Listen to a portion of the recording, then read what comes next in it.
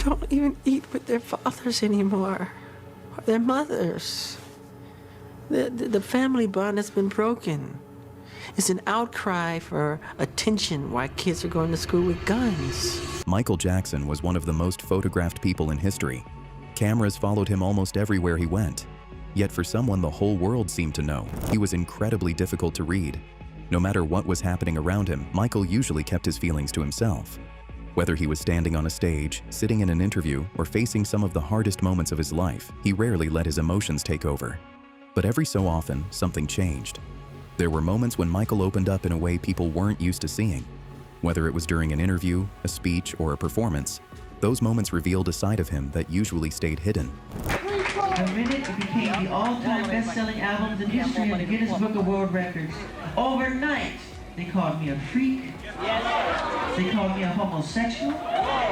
They called me a child molester. They said I tried to bleach my skin. They made everything to turn the public against me.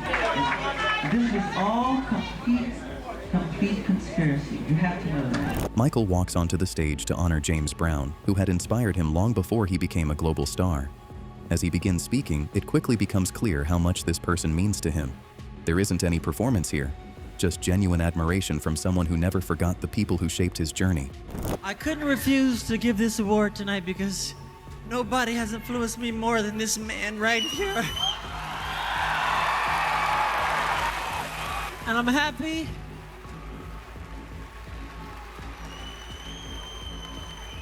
from the bottom of my heart.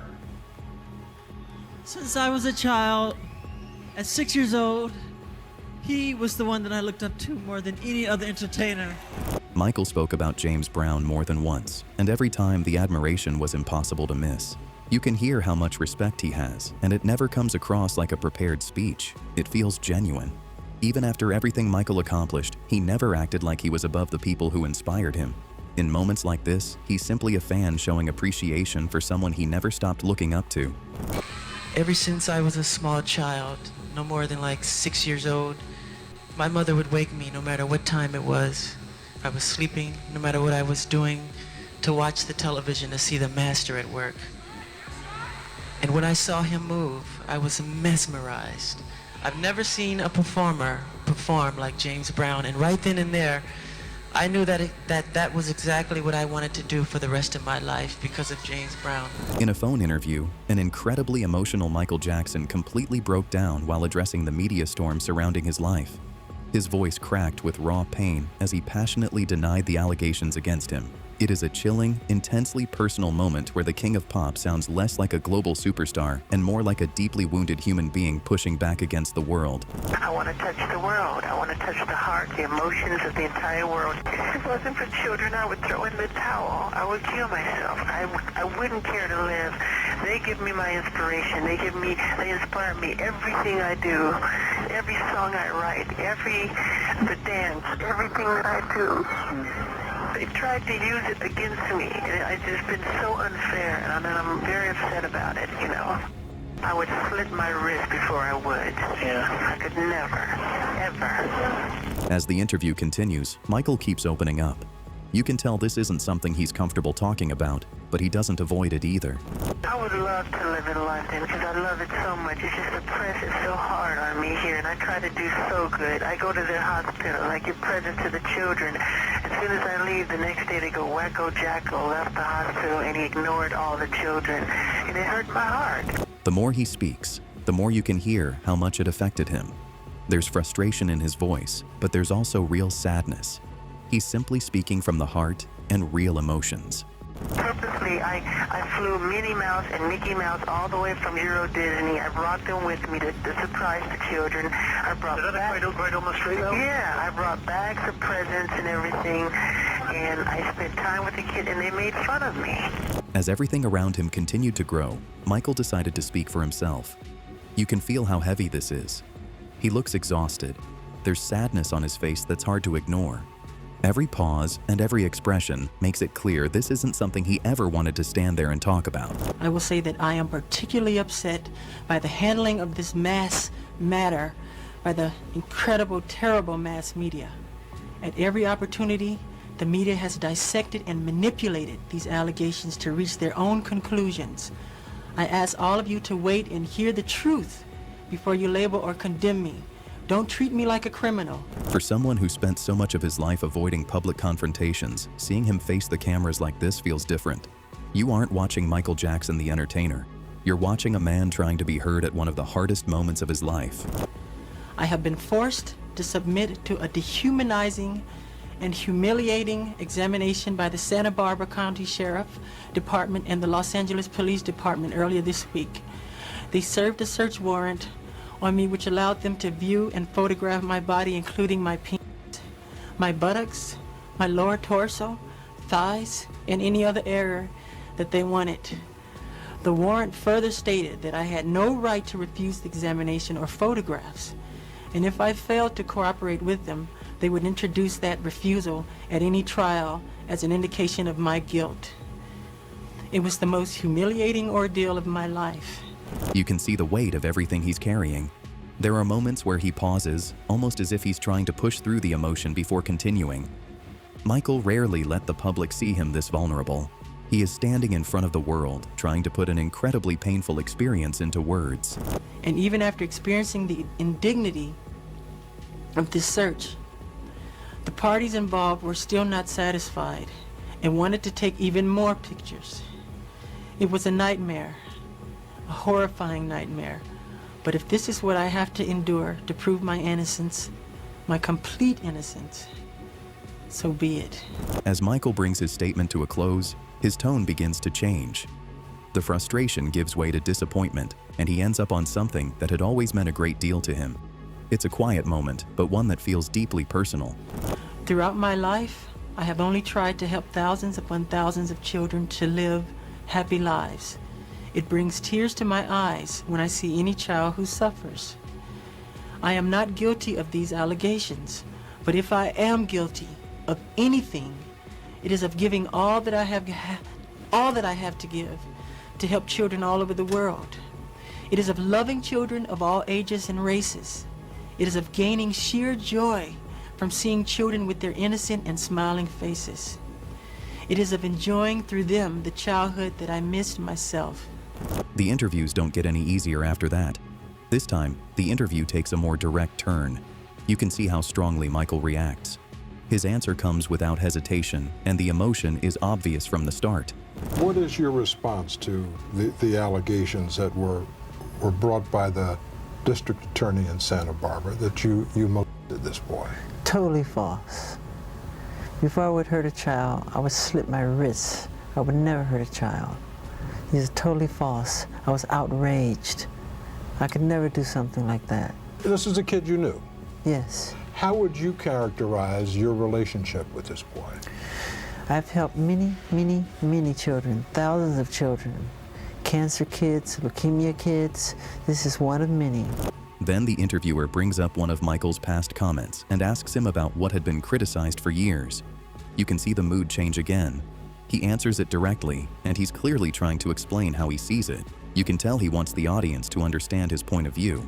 That British documentary last February, which you didn't like.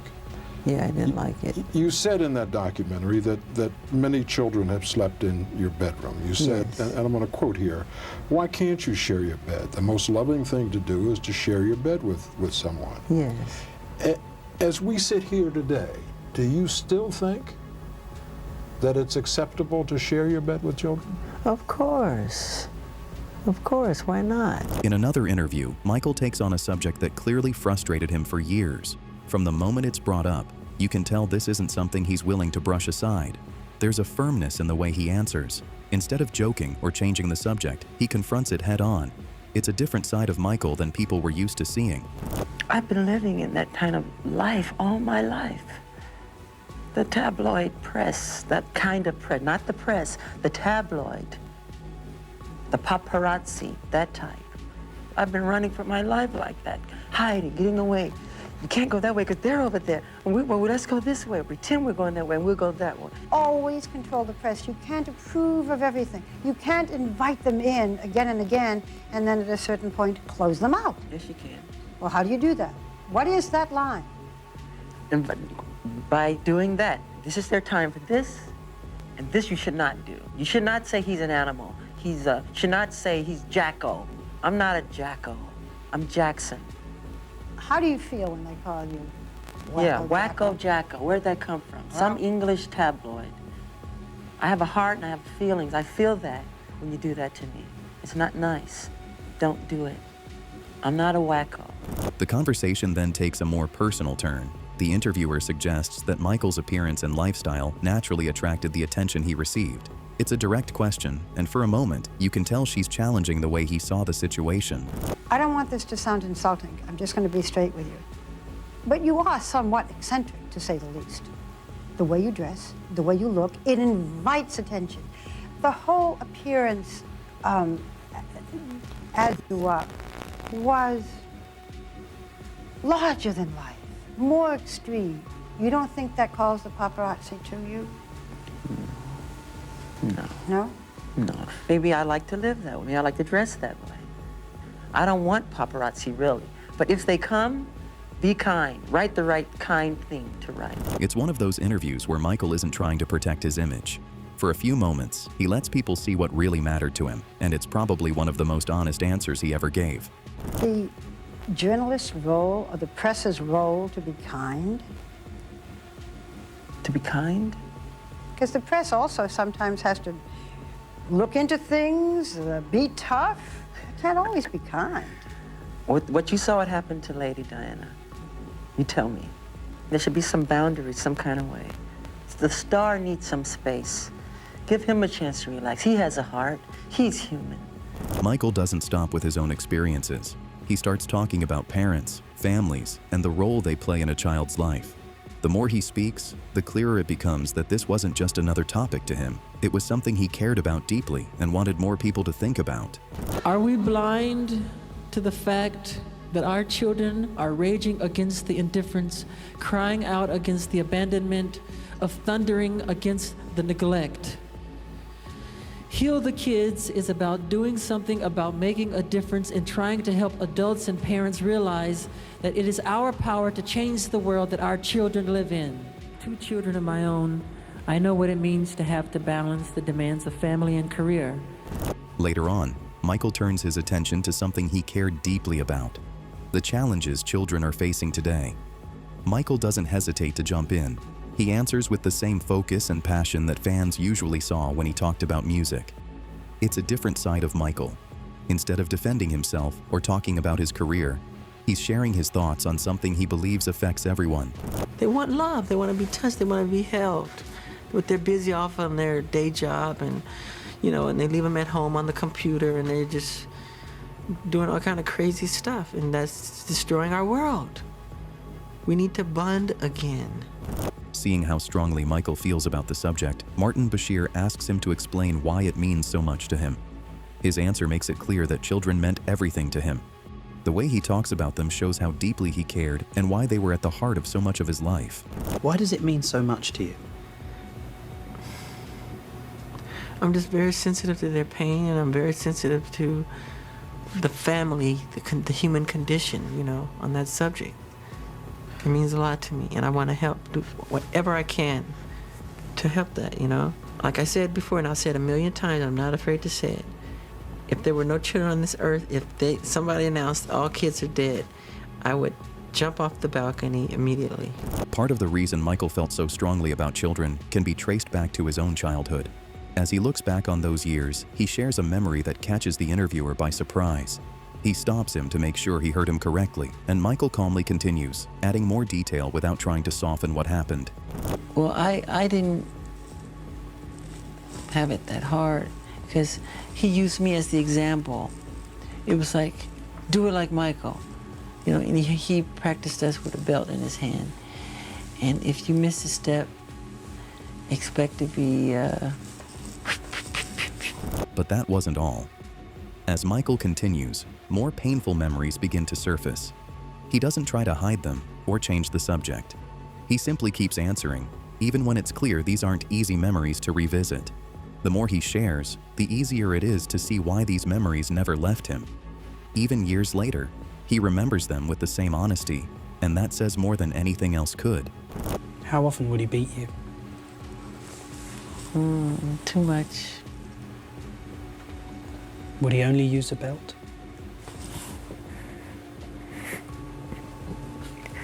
Why do you do this to me? No, more than a belt. What else would he use to hit you with? Ironing cords. Whatever's around. As Michael keeps talking, one memory leads to another. There's a brief pause before he continues, almost like he's replaying those moments in his head. When he does speak again, the memories come naturally, and you get the sense that this wasn't something he'd ever completely left behind. But you were only a child. I know. You were a baby. I know. It's one thing to discipline. And you were producing successful records. I know. He would lose his temper. I just remember hearing my mother scream, "Joe, you're gonna kill him, you're gonna kill him, stop it, you're gonna kill him," you know, and I was so fast, you know, he couldn't catch me half the time, but when he would catch me, oh my God, it was bad. At the 1993 Grammy Awards, Janet Jackson presented her brother Michael Jackson with the prestigious Grammy Legend Award. In a deeply touching moment, Janet gave him an emotional introduction. Seeing this, Michael gets emotional and embraces her warmly. I just wanted to tell you how proud I am of you and how much you've inspired me and how proud I am to be your sister and how much I love you. I do. Michael then takes a moment to reflect on a life that had been lived in front of the world. He isn't trying to make excuses or ask for sympathy. He's simply sharing how he saw the person behind the headlines, and for a few moments, the focus shifts away from the image people knew and onto the life he actually lived. In the past month, I've gone from "where is he" to "here he is again." But I must confess, it feels good to be thought of as a person, not as a personality. I don't read all the things written about me. I wasn't aware that the world thought I was so weird and bizarre. But when you grow up, as I did, in front of 100 million people since the age of 5, you're automatically different. As he keeps talking, the focus shifts from the public image to the life behind it. Michael begins looking back on the years that shaped him, not as a performer, but as the child who lived through them. The last few weeks, I have been cleansing myself, and it's been a rebirth for myself. It's like a cleansing spirit. My childhood was completely taken away from me. There was no Christmas, there was no birthdays. It was not a normal childhood, no normal pleasures of childhood. Those were exchanged for hard work, struggle, and pain. That also helps explain why children meant so much to Michael. As he keeps talking, he connects those experiences to something he cared about for the rest of his life. It's a side of him that came up again and again whenever he spoke publicly. And that's why I love children and learn so much from being around them. I realize that many of our world's problems today, from the inner city crime to large-scale wars and terrorism and our overcrowded prisons, are a result of the fact that children have had their childhood stolen from them. What we need to learn from children isn't childish. Being with them connects us to the deeper wisdom of life, which is ever present and only asked to be lived. They know the way to solutions that lie waiting to be recognized within our own hearts. Today, I would like to thank all the children of the world, including the sick and deprived. I am so sensitive to your pain. Michael Jackson's live performance of "I'll Be There" during the Munich concert in 1997 is famous for its raw emotion. During the performance, Jackson wept while singing this classic ballad, pausing to show deep, heartfelt gratitude to his fans.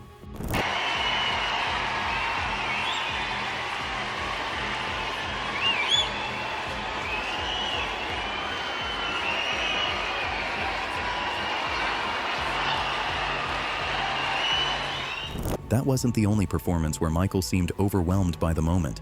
This time, he was standing on a stage that celebrated everything he had accomplished over the years. It also brought him back together with his brothers, making the night even more meaningful. For someone who had spent almost his entire life performing, it was a chance to look back on a journey that had started when he was just a child. It's one of those moments where you don't need many words to understand how much the night meant to him.